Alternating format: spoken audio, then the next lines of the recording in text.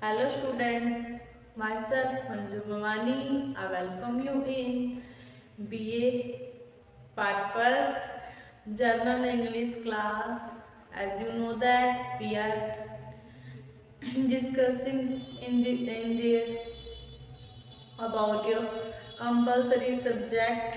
This is your compulsory subject. ये आपका compulsory subject है और हमारा जो टॉपिक है वो क्या चल रहा था, voice. We are discussing about voice. What is voice? Are you know what is voice? Yes, you know that what is voice.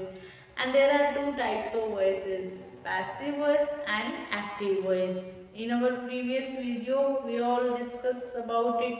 हमने इनके ऊपर अच्छे से डिस्कस किया था। पर फिर से हम देखते हैं कि वॉइसेस जो होती हैं वो दो टाइप की होती हैं। एक होता है एक्टिव वॉइस, दूसरा होता है पैसिव वॉइस। एक्टिव वॉइस में क्या होता है, जो सब्जेक्ट होता है वो मेन वर्क कर रहा होता है, जो प्रभाव है वो किसके ऊपर पड़ रहा होता है,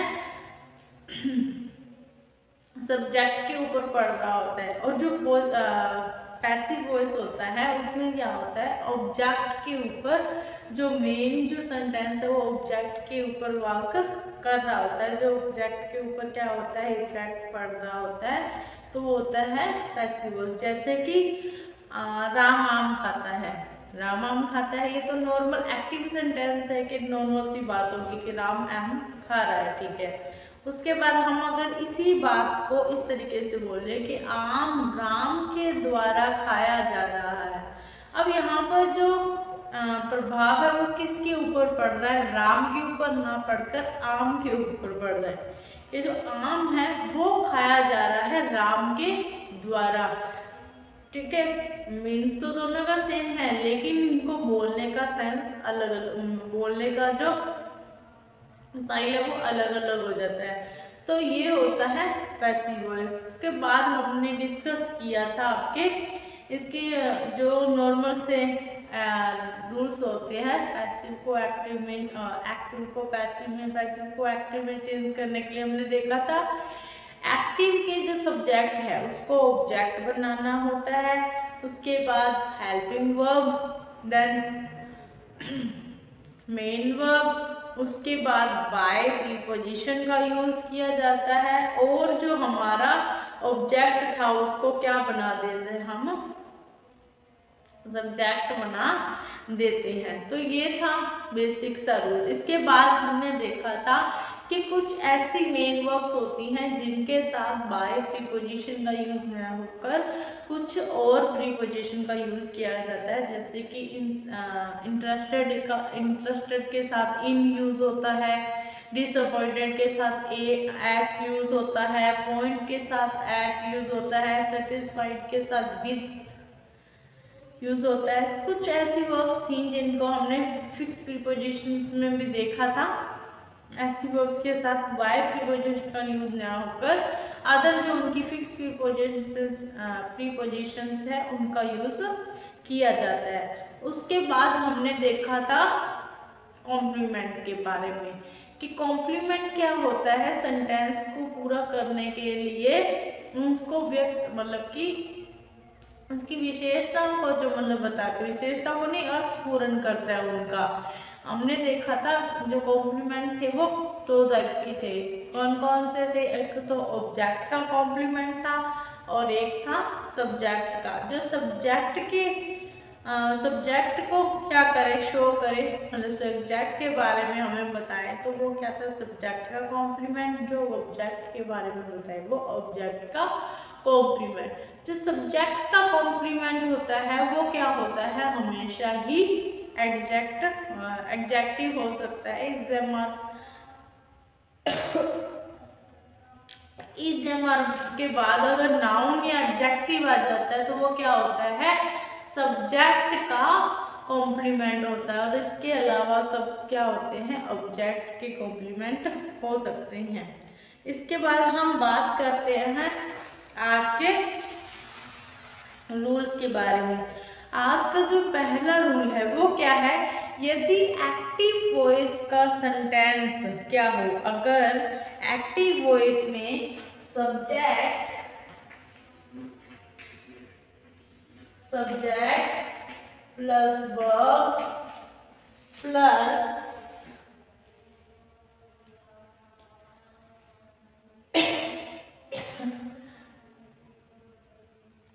एडजेक्टिव हो।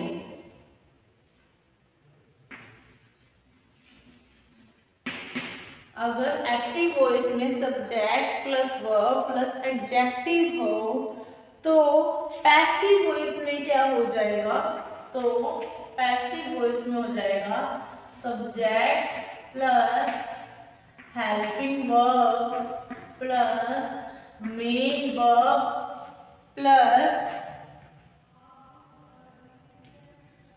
एडजेक्टिव। हेल्पिंग वर्ब के साथ पहले आएगा एडजेक्टिव, उसके बाद व्हेन और उसके बाद वर्ब की third form. Subject helping verb, उसके बाद एडजेक्टिव, फिर व्हेन और वर्ब की थर्ड फॉर्म, या subject plus helping verb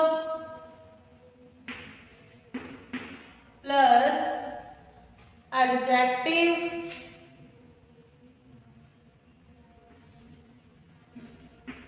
plus noun या pronoun plus helping verb plus verb की third form. Subject plus adjective plus when plus pronoun plus helping verb plus verb की third form. ठीक है, अब हम इसको एग्जाम्पल में देखेंगे कि हमारा एग्जाम्पल क्या है। The medicine test bitter. अब देखो द, अगर एक्टिव हमारा द मेडिसिन्स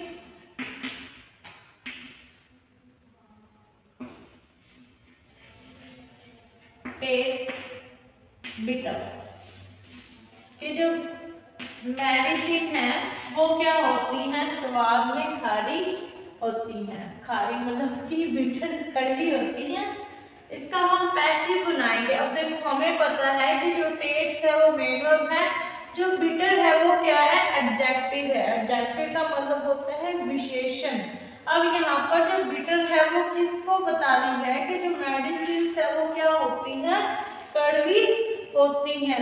तो यहाँ पर हमने देखा कि अकॉर्डिंग टू एक्टिव मतलब कि स्ट्रक्चर के अकॉर्डिंग जो हमने ऊपर स्ट्रक्चर लिखी है वो क्या थी एक्टिव में, ये है हमारा सब्जेक्ट, ये है मेन वर्ब, उसके बाद ये क्या है एडजेक्टिव। ठीक है, अब इसका जब हम पैसिव में चेंज करेंगे, जब ऐसी सिचुएशन आ जाए जिसमें subject plus V plus verb plus adjective हो, तो हम दो तरीके से उसका पैसिव बना सकते हैं।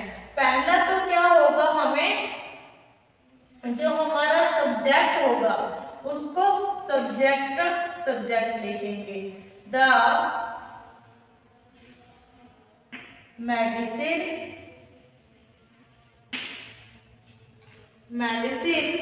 आगे उसके बाद क्या हो जाएगा हेल्पिंग वर्ब। अब देखो टेस्ट है तो हमें पता है एस या ई एस हो तो क्या आता है, इज हमारा आता है, और मेडिसिन के साथ क्या आएगा इज।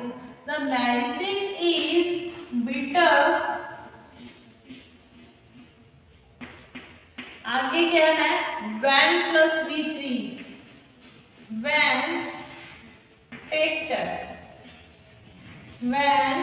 टेस्टेड। ठीक है, ये क्या बना कि मेडिसिन जो है वो कड़वी लगती है जब टेस्ट की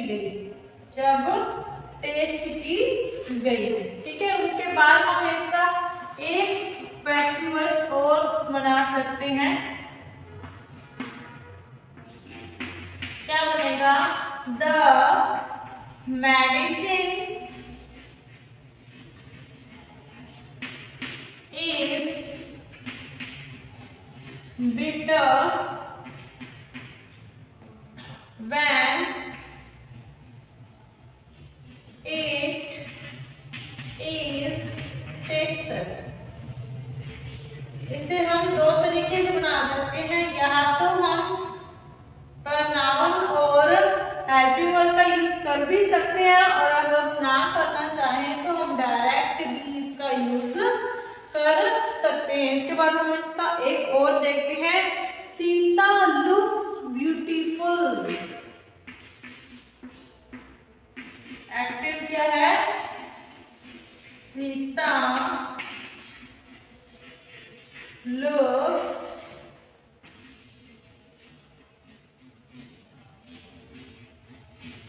ब्यूटीफुल। ये सीता क्या है? सुंदर दिखाई देती है। तो इसका हम पैसिव क्या है बनाते हैं? सीता, ठीक है, सीता, सीता हेल्पिंग वर्ब क्या रहेगी? लुक्स है, तो क्या आ जाएगा? Is. Sita is beautiful, beautiful when looked। Sita is beautiful when looked। इसका अगर हम दूसरे तरीके से बनाना चाहें, क्या आ जाएगा? Sita is beautiful, Sita is beautiful when she। अब देखो looks था तो she is looked, कि जब उसे देखा गया तब वो क्या थी? सुंदर थी, सुंदर लगती है। जब उसे देखा जाता है तो वो क्या है? सुंदर लगती है। इसके बाद हम नेक्स्ट जो हमारा है रूल देखते हैं। यदि किसी सेंटेंस में दैट क्लोज यूज हो रहा हो तो वो डायरेक्ट ऑब्जेक्ट का काम करेगा। डायरेक्ट ऑब्जेक्ट का काम करेगा। हम मतलब दैट आ रहा है किसी सेंटेंस में, जैसे कि he said that she was his friend. तो ये जो दैट है वो हमारा क्या करेगा? डायरेक्ट ऑब्जेक्ट का काम करेगा। उसके बाद हम क्या है, पूरे की जो पूरे दैट के बाद वाला जो सेंटेंस होता है उसे ही सब्जेक्ट मानकर काम करेंगे। एग्जाम्पल लेते हैं, पहले हम रूल देखते हैं। क्या रूल है कि एक्टिव वॉइस का दैट क्लोज वाले भाग को पैसिव वॉइस के सेंटेंस का सब्जेक्ट बनाते हैं। क्या है रूल नंबर? रूल क्या है? That close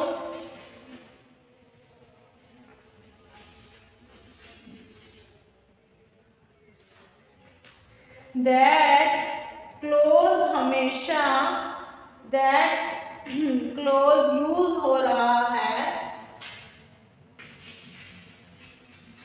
that close use हो रहा है तो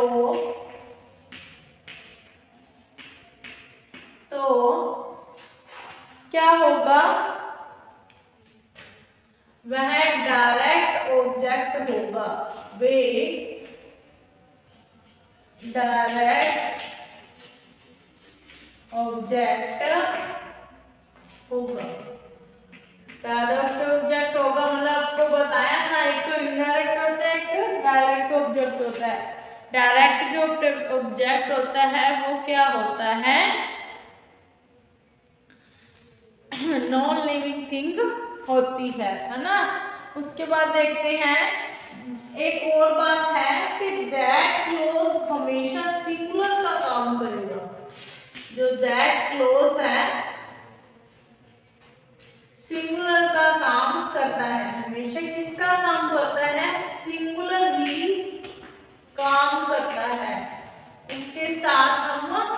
जो हेल्पिंग वर्ब है वो सिंगुलर ही यूज करेंगे, ठीक है।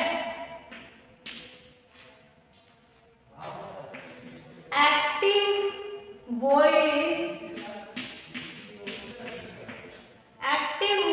के दैट वाले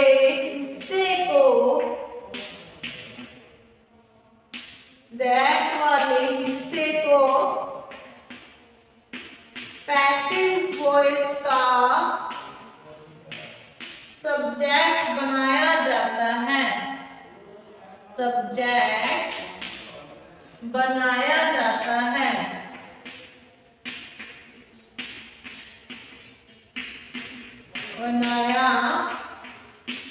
है, मतलब अगर दैट क्लॉज का यूज हो रहा हो और हमें क्या मानना है, उसको डायरेक्ट ऑब्जेक्ट मानना है और हमेशा ही वो किसका काम करता है, सिंगुलर का काम करता है, और उसी को ही हमें पैसिव वॉइस में अपना सब्जेक्ट बनाना है। जैसे कि हम एग्जांपल से समझते हैं, आपको अच्छे से समझ आएगा।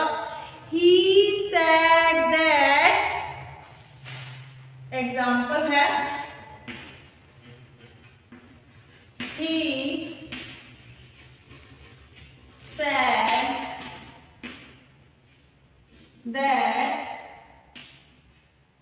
said that she was his friend.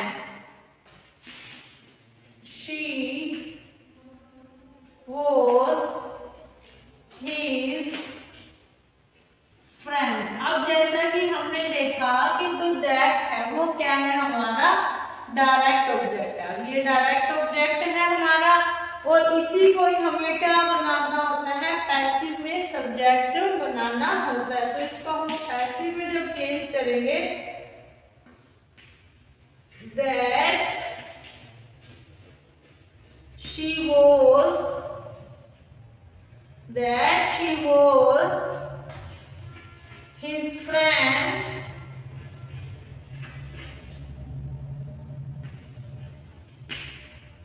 ठीक है, that she was his friend। अब हमने देखा कि जो ये क्या होता है, सिंगुलर ही होता है, इसके साथ या तो his आएगा या was आएगा या हैज आएगा, सिंगुलर नाउन आएगी। हमें देखना है कि जो वर्ब थी वो क्या थी, सेकंड फॉर्म में थी, तो हमें क्या है, was यूज करना है। was सैड का क्या हो जाएगा, सैड ही होएगा, सैड बाय, ही का क्या बन जाएगा, him, sad by him, that she was his friend, was sad by him। तो हमने देखा कि ये तो हमारा क्या था, फ्रेंड तक ये हमारा सब्जेक्ट है पैसिव का, ठीक है, ये हमारी हेल्पिंग वर्ब, उसके बाद ये हमारी मेन वर्ब की थर्ड फॉर्म, ये हमारा प्रीपोजिशन, और ये हिम है वो क्या है, एजेंट है, वो क्या है, एजेंट या डोअर है। इसके बाद एक और एग्जांपल देखते हैं। He believes that his brother is honest. He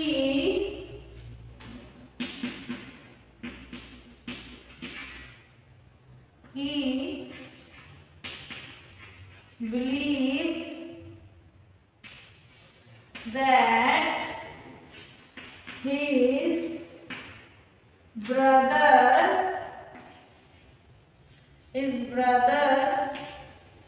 is honest, कि उसका मानना है कि उसका जो भाई है वो क्या है, ऑनेस्ट है, ईमानदार है। इसका अगर हम पैसिव बनाते हैं तो क्या आ जाएगा, हमने देखा कि तो दैट के आगे वाला जो सेंटेंस होता है, आगे वाला हिस्सा होता है, उसको हमें सब्जेक्ट बनाना होता है। तो आ जाएगा that he is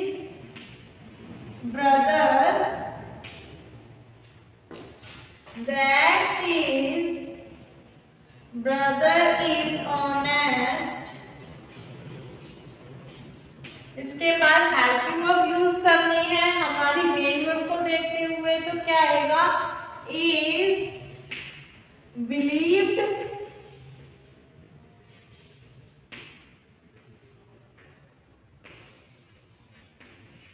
believed by him. ठीक है, तो ये था हमारा रूल नंबर सेकेंड आज की वीडियो का। पहला तो क्या था कि अगर एडजेक्टिव है तो हमें क्या करना है, एडजेक्टिव के साथ व्हेन प्लस वर्ब की थर्ड फॉर्म के साथ हम यूज करके उसका पैसिव चेंज कर सकते हैं। रूल नंबर 2 हमने देखा कि दैट क्लोज होता है, उसी वाले हिस्से को हमें क्या बनाना होता है, एजेंट बना, डोर बना, सब्जेक्ट बनाकर हमें उसका पैसिव बनाना होता है। आज की क्लास में हम ये जो 2 मेन रूल्स हैं उसी को डिस्कस करेंगे, बाकी जो रूल्स हैं वो हम अगली क्लास में डिस्कस करेंगे। तब तक आप क्या है अपनी प्रैक्टिस करते रहिए, जो पिछली क्लासेस में मैंने आपको टॉपिक करवाए हैं उनको भी क्या है कंटिन्यूस करते रहिए, क्योंकि जो ग्रामर है वो पोर्शन वो क्या है प्रैक्टिस से ही हम उसमें पकड़ अपनी बना पाते हैं। मिलते हैं हमारी नेक्स्ट वीडियो में, तब तक आप घर पर रहिए, सुरक्षित रहिए, पढ़ते रहिए, और ग्रामर के लिए एक बात और ऐड की जाती है, प्रैक्टिस करते रहिए। Thank you.